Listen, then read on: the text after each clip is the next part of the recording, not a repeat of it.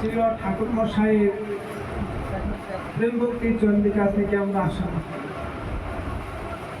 শ্রীগুরু চরণপদ্ম কেবলই ভকতি স্বর্ণ, বঙ্গময়ী সাবধান মত।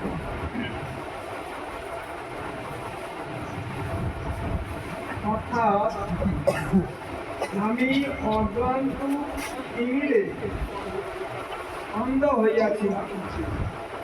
কথা সত্য, আমাদের তো দুধের কৃপা করে আমাদের যে জ্ঞান বাণী চক্ষু দান করেছেন।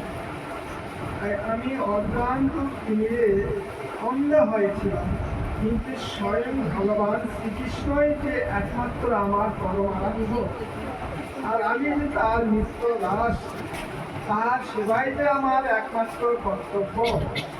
এই পরম জ্ঞানরূপ অঞ্জন শলাকা দ্বারা যিনি আমার অন্ধ চক্ষু উন্নীত করত অন্ধত্বা বুঝাইয়া দিলেন, অর্থাৎ কৃষ্ণ ভজন যে অবশ্য কর্তব্য, এই পরম তত্ত্ব জ্ঞান প্রকাশ পূর্বক আমার হৃদয়ে অন্ধকার দূরীভূত করিয়া দিলেন। সেই শ্রী গুরুদেবকে আমি প্রণাম করি।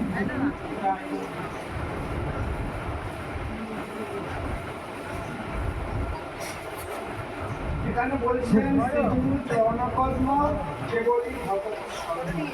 স্বর্ণ কথার অর্থ হচ্ছে আবাস বা আলো। ভকতি স্বর্ণ অর্থাৎ ভক্তি দেবীর আবাস স্থলই হচ্ছে শ্রীগুরু পদ্ম। যে কোনো জিনিসের একটা উৎপত্তি স্থল আছে। যেমন লোহার জিনিসের উৎপত্তি হয় কর্মকারের কাছে, কাঠের ফার্নিচারের উৎপত্তি হয় উত্তরভাবের কাছে। সেইরূপ এই কৃষ্ণ ভক্তিটা কোথায় পাওয়া যায়, তার উৎপত্তি স্থল কোথায়? যতটি গরুরা ঘুরে গেছেন কৃষ্ণ ভক্তির জন্মভূমি হলে সাধু সঙ্গ, এ কথা অনেকেই জানা আছে। কিন্তু সাধু না হলে তো সে গুরুদেব হতে পারে না, পোষণ না হলে তাকে গুরুদেব করা যায় না। তাহলে প্রকারান্তরে অর্থটা একই আসছে, অর্থাৎ শ্রী গুরুদেবের পাদপদ্মে হচ্ছে ভক্তির আবাসস্থল। ভক্তিকে আমরা আস্বাদন করতে গেলে, লাভ করতে গেলে সর্বাগ্রে স্বর্গের চরণ আশ্রয় করতে হবে, অন্যথায় সম্ভব নয়। আপনাদের নিজেদের দিকে আপনার তাকিয়ে দেখুন, গুরুকরণ আগে আপনাদের কি অবস্থা ছিল আর গুরুকরণের পরে আপনাদের কি অবস্থা হয়েছে। শ্রীগুরুর প্রসাদে অর্থাৎ শ্রীগুরুর পাদপদ্মের অনুগ্রহ কথা কৃপা, যাহা হইতে শ্রীগুরু পাদপদ্ম আশ্রয় করিলে তৎ কৃপা বলে। অর্থাৎ শ্রীগুরু পাদপদ্মই হইতেছে ভক্তি রসের আবাস স্থান, উৎপত্তি স্থল। অর্থাৎ শ্রীগুরু পাদপদ্ম আশ্রয় দেখিত অদাস ভক্তি লাভ হইতে পারে না। শ্রী গুরুদেবের কৃপায় দীক্ষা লাভ হইয়া শ্রী ভগবত পূজায় অধিকার জন্মে ও শ্রীকৃষ্ণ পাদপদ্ম ভজনে অনুরাগ লাভ হয়। সেই কারণে আমি শ্রী গুরুদেবের শ্রী চরণ স্মরণ করব একান্তভাবে, যদিও শরণাগত হইয়া, সেই গুরুদেবের শরণাগত হইয়া অত্যন্ত যত্নের সহিত পরম আদরে তাহার শিবার পদ্ম বর্ণনা করিতেছি। শ্রীগুরু পাদপদ্মের প্রসাদেই এই দুস্তর সংসার সমুদ্র উত্তীর্ণ হওয়া যায় এবং শ্রীগুরুর পাদপদ্ম আশ্রয় করিলে তার কৃপা বলেই শ্রীকৃষ্ণ পাদপদ্ম লাভ হইয়া থাকে।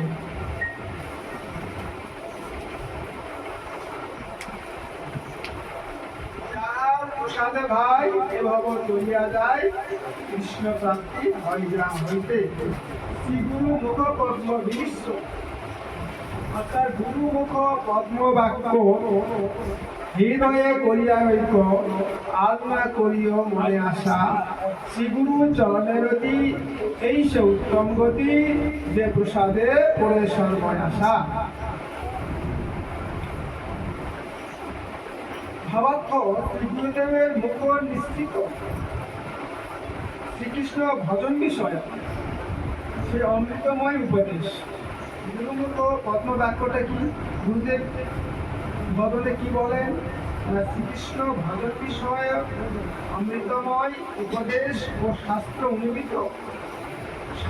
অনুমোদিত আদেশ সমূহ হৃদয়ে পূর্ণরূপে সংযুক্ত করিয়া অর্থাৎ চিত্তে দৃঢ়রূপে ধারণ করিয়া শ্রীকৃষ্ণ পাদপদ্ম প্রাপ্তির বাসনা ব্যতীত অন্য সর্ববিধ বাসনা।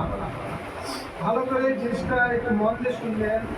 শ্রী গুরুদেবের মুখের উপদেশটা কি? উপদেশটা হচ্ছে শ্রীকৃষ্ণ পাদপদ্ম প্রাপ্তির বাসনা ব্যতীত অন্য সর্ববিধ বাসনা। অন্য সর্ববিধ বাসনা কি? ধন, জন, স্ত্রী, পুত্র, যশ, মান, বিষয়াদি লাভ করিবার লালসারূপ অন্য সমস্ত ক্ষুদ্র বাসনা একেবারেই বিসর্জন করে। শ্রীকৃষ্ণ পাদপদ্ম সেবা লাভেই জীবের একমাত্র সর্বোত্তম গতি। ইহা অপেক্ষা শ্রেষ্ঠ গতি আর হইতে পারে না। তাই শ্রীগুরু চরণে একান্ত নিষ্ঠা করিলেই এই সর্বোৎকৃষ্ট গতি লাভ হইয়া থাকে। জীবের যত কিছু আশা বা বাসনা থাকিতে পারে, তন্মধ্যে জীবের অনেক আশা বাসনা কামনা বাসনা থাকতে পারে, তন্মধ্যে শ্রীকৃষ্ণ পাদপদ্ম সেবা লাভের আশাই সর্বোপরি শ্রেষ্ঠ। এই আশা অন্য সর্ববিধ আশার রাজা বা অধীশ্বর।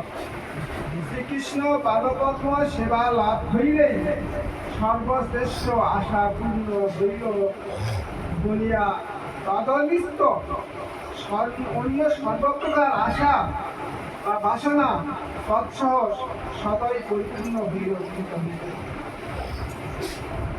এবং যেহেতু শ্রী গুরুদেবের শ্রীচরণ প্রসাদেই শ্রীকৃষ্ণ পাদপদ্ম সেবা লাভ হইয়া থাকে, অর্থাৎ সর্বশ্রেষ্ঠ আশা পরিপূর্ণ হয়, সুতরাং বোঝা যাইতেছে যে তা হইলে শ্রী গুরু পাদপদ্মের বিনুগ্রহে অন্য সমস্ত আশা তৎসঙ্গে সতই পরিপূর্ণ হইল, অর্থাৎ সর্ব আশা পূর্ণ।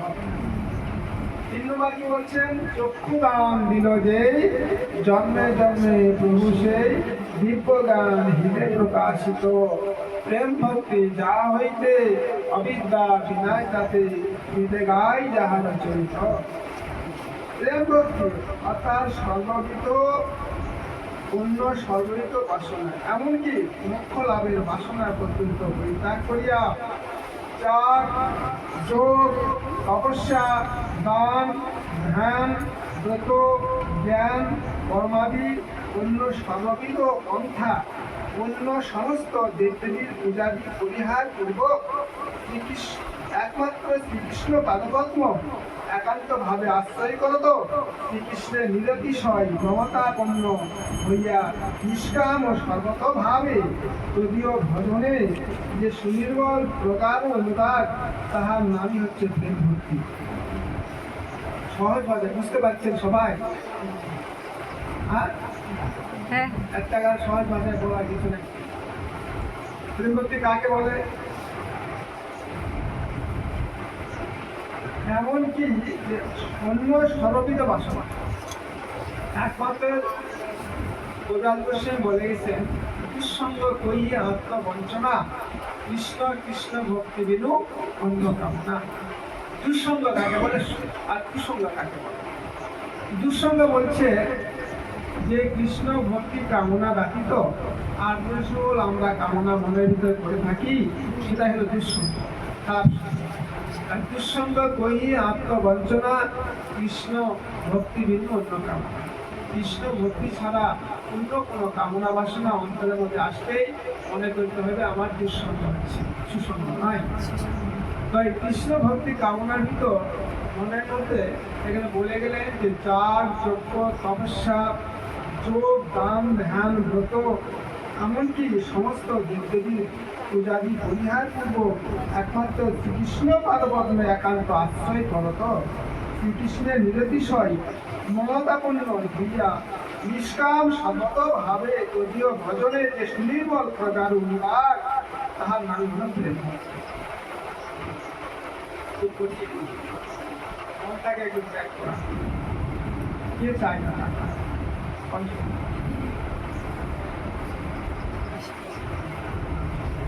উপরুক্ত রূপ শুদ্ধ ভক্তির অনুষ্ঠান দ্বারা এই ভক্তি লাভ হইয়া থাকে। তাই পূজাবিশ্বয় বলে গেছে, শুদ্ধ ভক্তি হইতে হয় প্রেমের লক্ষণ উৎপন্ন। শুদ্ধ ভক্তি হইতে হয় প্রেমের উৎপন্ন, অতএব শুদ্ধ ভক্তির কহিয়ে লক্ষণ। অন্য বাঞ্ছা অন্য পূজা সারি জ্ঞান কর্ম আনুকূলে সর্বেন্দ্রিয়